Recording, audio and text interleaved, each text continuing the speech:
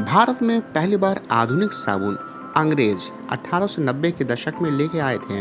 पहले वो ब्रिटेन से आयात हुआ, फिर यहाँ उसकी फैक्ट्री खुली। लेकिन क्या आपको पता है कि जो पुराने ज़माने के राजा रानियाँ हुआ करते थे, या जब साबुन का आविष्कार नहीं हुआ करता था, तो उनके कपड़े, राजा रानियों के जो कपड़े होते थे, महंगे महंगे कपड़े होते थे, वो किस तरह से साफ़ किए जाते थे, उनको किस तरह से चमकाया जाता था। तो फैक्ट बाय विकास के आज के वीडियो को आप शुरू से लेकर अंत तक पूरा देखिए, जिसमें हम साफ सफाई के ही बारे में बताएंगे।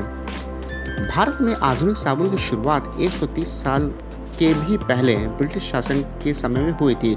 लीवर ब्रदर्स इंग्लैंड ने भारत में पहली बार आधुनिक साबुन बाजार में उतारा।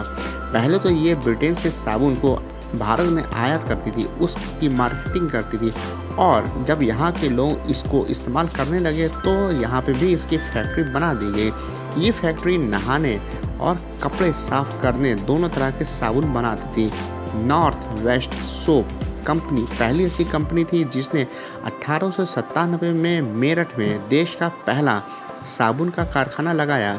ये कारोबार खूब फला फूला। उसके बाद जमशेदजी टाटा इस कारोबार में पहली भारतीय कंपनी के तरह इस मैदान में कूदे। लेकिन सवाल यहाँ पे ये उठता है कि जब साबुन का यूज़ नहीं होता था, अर्थात साबुन का आविष्कार नहीं हुआ, तो आखिर किस तरह से कपड़े धुले जाते थे या किस तरह से लोग नहाते थे, जिससे सारी की सारी गंदगी धुल जाती थी। तो इस सिलसिले में जो सबसे पहला यूज़ हुआ या जो सबसे ज़्यादा इस्तेमाल हुआ वो था रीठा। भारत वनस्पति और खनिज से हमेशा संपन्न रहा। यहाँ एक पेड़ होता है जिसे रीठा कहते हैं। तब कपड़ों को साफ करने के लिए रीठा का खूब इस्तेमाल होता था। राजाओं के महलों में रीठे के पेड़ अथवा रीठा का जो उद्यान होता था वह लगाए जाते थे। महंगे रेशमी कपड़ों को कीटाणु मुक्त और साफ करने के लिए रीठा आज भी सबसे बेहतरीन ऑर्गेनिक प्रोडक्ट है। अब रीठा का इस्तेमाल बालों को धोने में खूब होता है। रीठा से शैम्पू भी बनाए जाते हैं। ये अब सबसे ज़्यादा लोकप्रिय हो चुका है। पुराने समय में भी रानी अपने बालों को इसी से धोती थी। इसे सोप बेरी या वॉश नट भी कहा जाता है। दूसरा तरीका है गर्म पानी में डाल के कपड़ों को उबाला जाता था। तब दो तरह के कपड़े साफ होते थे। आम लोग इसमें कपड़े गर्म पानी में डालते थे और उसे उबालते थे, फिर इसे उसमें से निकाल के कुछ ठंडा करके उसे पत्थरों से पीटते थे, जिससे उसकी मैल निकल जाती थी। ये काम बड़े पैमाने पे बड़े बड़े बर्तनों, भट्टियों में लगा के किया जाता था। अब भारत में जहाँ बड़े बड़े धोबी घाट हैं, वहाँ कपड़े आज भी इन्हीं देसी तरीके से साफ किया जाता है। उसमें साबुन या सर्फ का इस्तेमाल नहीं होता है।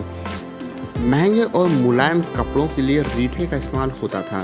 पानी में रीठे के फल को डाल के उसको गर्म किया जाता था। ऐसा करने से पानी में झाग उत्पन्न होता था। इसको कपड़े पर डाल के उसे ब्रश या हाथ से पत्थर या लकड़ी पर रगड़ने से कपड़े साफ हो जाते थे और कीटाणु मुक्त भी हो जाते थे, और इसके द्वारा शरीर पर किसी प्रकार का रिएक्शन भी नहीं होता था। आज का हमारा ये वीडियो पसंद आएगा। अगर पसंद आया तो ज़रूर से लाइक सब्सक्राइब शेयर कीजिए, और इंस्टाग्राम पर फॉलो नहीं किया तो वहाँ पे जाके ज़रूर फॉलो कर लीजिए। अब मिलते हैं आपसे नेक्स्ट वीडियो में। तब तक के लिए goodbye and take care.